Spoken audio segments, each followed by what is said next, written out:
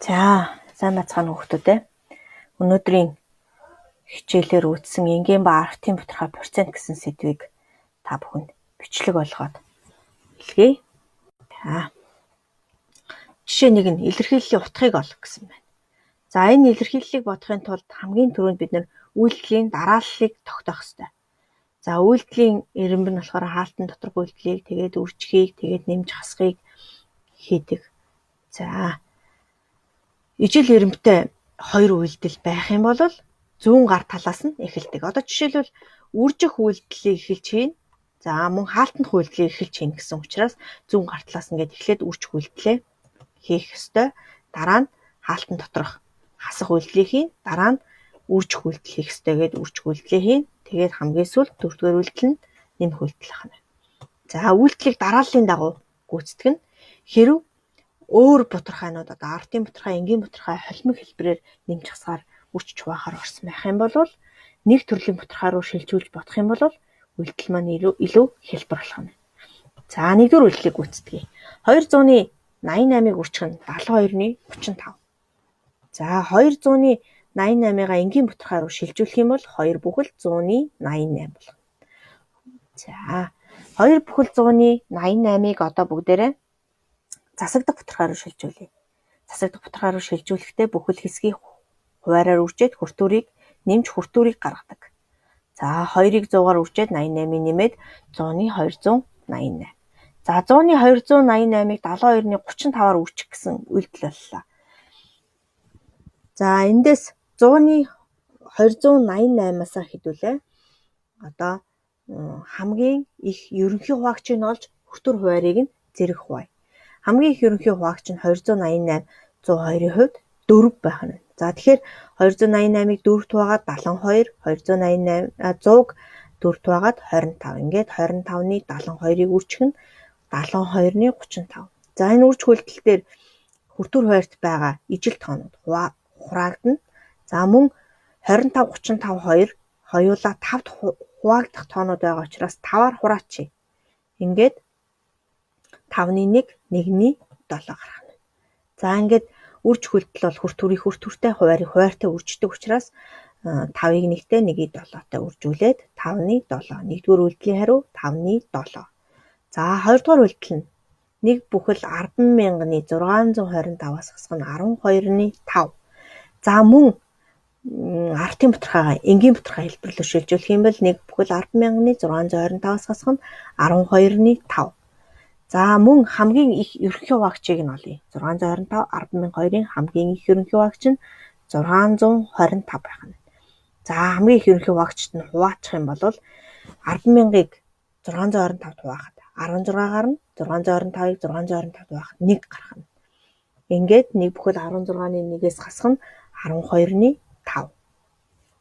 За 16-ны 17. За 1 бүхэл 16-ны 1-ийг засагдах бутархай болох юм бол 16-ны 17 болно. Хасах нь 12-ны 5. За энэ ижил бус хуваартай бутархайнууд байгаа учраас энд хамгийн бага ерөнхий хуваагдагчийг олно. За 16, 12 гэсэн тоонуудын хамгийн бага ерөнхий хуваагдагч нь 48 байх нь.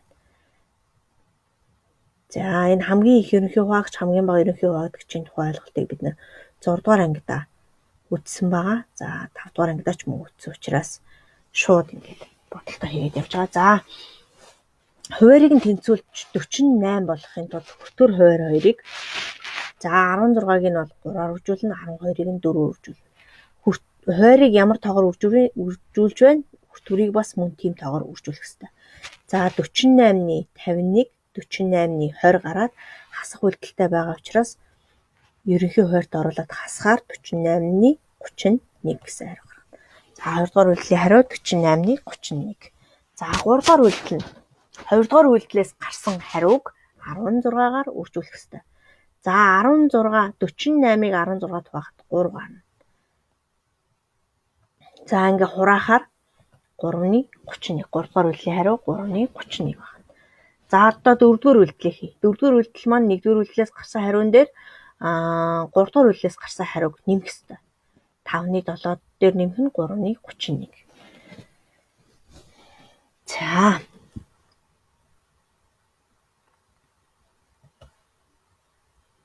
За мөн хамгийн бага ерөнхий хуваагдагчийг олж хуваарийг тэнцвүүлэх ёстой. За 3 5 2-ын хамгийн бага ерөнхий хуваагдагч нь 15. Яг тэгэхээр энэ хоёр тоо маань хооронд нь одоо ижил хуваагч байхгүй учраас харилцан анхны тоонууд гэж нэрлэдэг. Харилцан анхны тоонуудын хамгийн бага ерөнхий хуваагдагчийг олоход тухайн хоёр тоо хооронд нь үржүүлж олно. За 15-аар хуваарийг тэнцвүүлэхээр 5-ыг 3-аар үржээд 15, 7-ыг 3-аар үржээд 21. Ингээд 15-ны 21. За нөгөөх нь 2 дугаар нэмэгдэхүүн нь болохоор 3-ны 31-ийг 5-аар үржүүлнэ гэсэн үг тий. Хүрт үрийг нь 5-аар, хуваарийг нь 5-аар. 15-ны 155. Ингээд 15-ны 176 гэсэн хариу гарах нь. За 176-гаа одоо бүгдээрээ 15-даа хуваагаад бүхэл бутархай хэсгийг нь ялгая. За 15-д хуваагаад 1-ээр өгөх хэрэгтэй тий. 1-ээр өгөөд 2 гэсэн 17-аас 15-аас 2 гарна. За 6-гийн 6 маань доошо буугаад 26-д 15 бас 1 удаа багтана.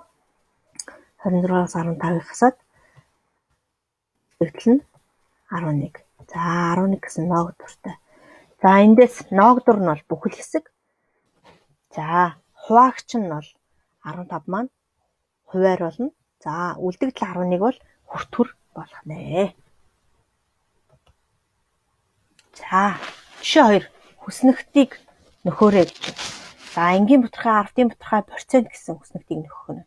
4-ний 1 маань ардын бутархай руу шилжүүлэх юм бол тэг 100-ны 25.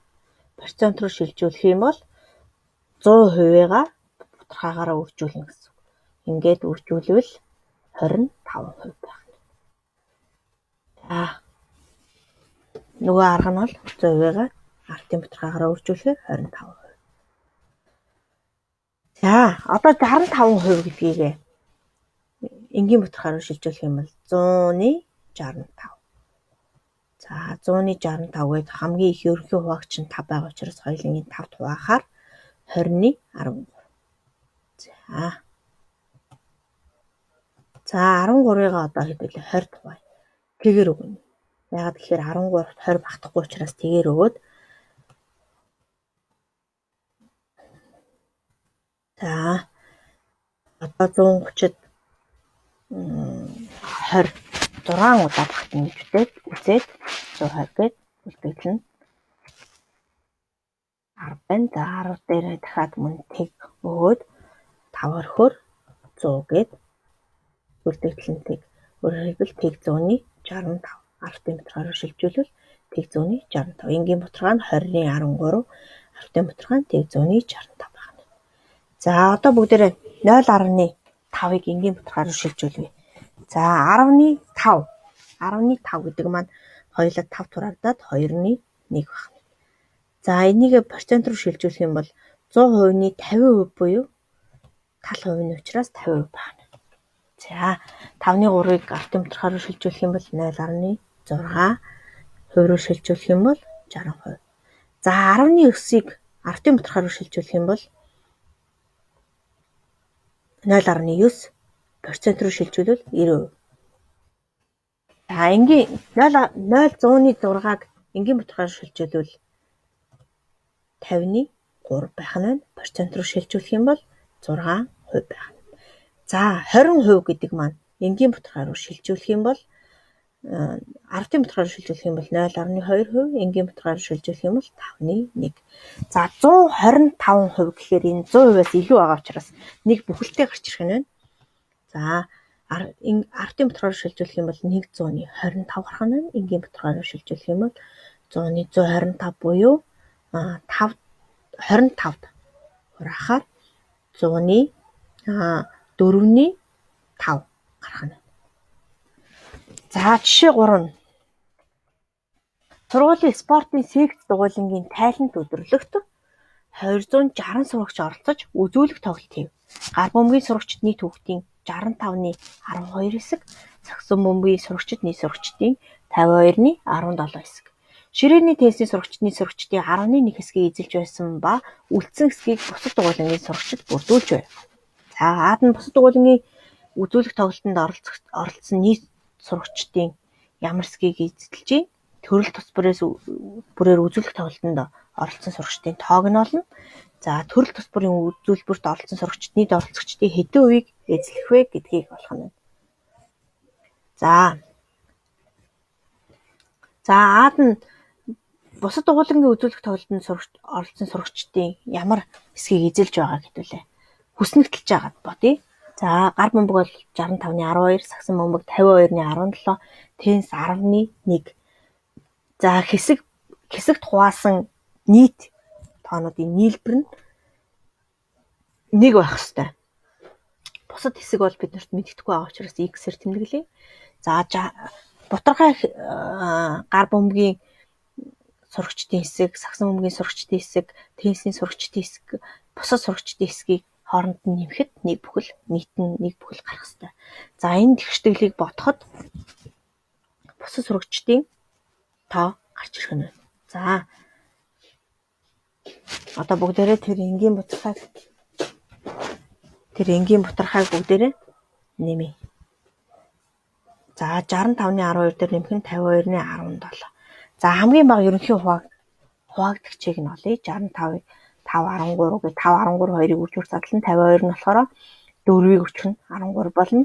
10 нь болохоор 2-ыг өчгөн 5 болно. За эндээс 5 13 4-ийг авахаар хамгийн бага ерөнхий хуваагдагч нь эдгээр тоонуудын үр жургээд 260 гарах хэрэгтэй. За ингээ хуваарийг нь тэнцвүүлэх юм бол 260-ны 48 дээр нэмэх нь 260-ны 85, 260-ны 26 гээд ингээд нэмэхээр 260-ны 159 гарах нь байна. За ингээд тэгшдэглээ бодох юм бол 1-ээс 260-ны 159-ийг хасгаар 260-ны 101. Ингээд бусад дугуулангийн сурагчдын хэсэг нь болохоор 260-ны 101 байх нь байна. За одоо хүүхдийн тоогоо олъё. 260 хүүхдийн 65-аас нь 12 хэсэг гэхээр 260-ыг 65 хуваагаад 12-оор үржүүлэх ёстой. За ингээд 8 байх нь. Гар бөмбөг тоглодог хүүхдийн тоо 260 сурагчаас 48 нь гар бөмбөг тоглодог байна. За сагсан бөмбөгийг бодъё. 260-ыг 52 хуваагаад 17-оор үржүүлэх ёстой. За ингээд сагсан бөмбөг 260 хүүхдийн маань 85 сагсан бөмбөгийн дугуйланд явдаг байна. За теннисний дугуйланд болохоор 10 хуваасны 1 нь явдаг. Ингээд 26 сурагч явдаг байна. За бусад хэсэгт болохоор 260-ыг 260-ны 101-ээр үржүүлэхээр 101. За одоо бүгдээрээ энэ хэсгээ шалгая. 48 дээр 85-ыг нэмээд 26-ыг нэмээд 101-ийг нэмэхэд 260 гарч байна. За тэгэхээр нийт сурагчдын тоо гарч байна мөн байна тийм ээ. За вэд нь төрөл тус бүрийн үзүүлбэрт оролцсон сурагчид нийт оролцогчдын хэдэн хувийг эзлэх вэ гэж байна. За үүнийг яаж бодох вэ? За нийт сурагчдаа 100% гээд аавна.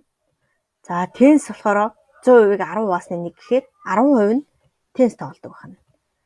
За сагсан бөмбөгийг тоглодог 100%-ийнхаа 52-ны 17-нд сагсан бөмбөг тоглодог гэх юм бол 13-ны 425% буюу 32.7% нь ойролцоогоор 32.7% нь сагсан бөмбөгийн дугуйланд хамрагддаг байна. За гар бөмбөгийн дугуйланд бодвол ойролцоогоор 18.5% нь гар бөмбөгийн дугуйланд хамрагддаг. За тэгвэл бусад төрөлд хамрагддаг хүүхдийн тоо нь 100%-аас эдгээр хувиа гасахад ойролцоогоор 38.8% нь бусад дугуйланд хамрагддаг байна. За одоо энийг 10-ын бутархай руу шилжүүлэх юм бол 65-ны 12-ыг 10-ын бутархай руу шилжүүлвэл төгсгөлгүй 10-ын бутархайнууд гарч ийн. За 18 ойролцоогоор 1 тэг 100-ны 18 тэг 100-ны 33. За теннис болохоор 0.1. За бусад дугуйлан болохоор тэг 100-ны 39 ойролцоогоор гарах нэ. За ингээ 10-ын бутархай маань нийлбэр нь 1 байх ёстой тийм ээ. За хэсгийг хувь руу шилжүүлэхдээ 100%-аар үржүүлэх нь байна. 10-ын бутархайг хувь руу шилжүүлэхдээ мөн 100%-аар үржүүлэх нь байна. За, хувиас ардын бутархайг руу шилжүүлэхдээ 100% хуваах нь байна. Хувиас хэсэг рүү шилжүүлэхдээ мөн 100-д хувааж өгөх нь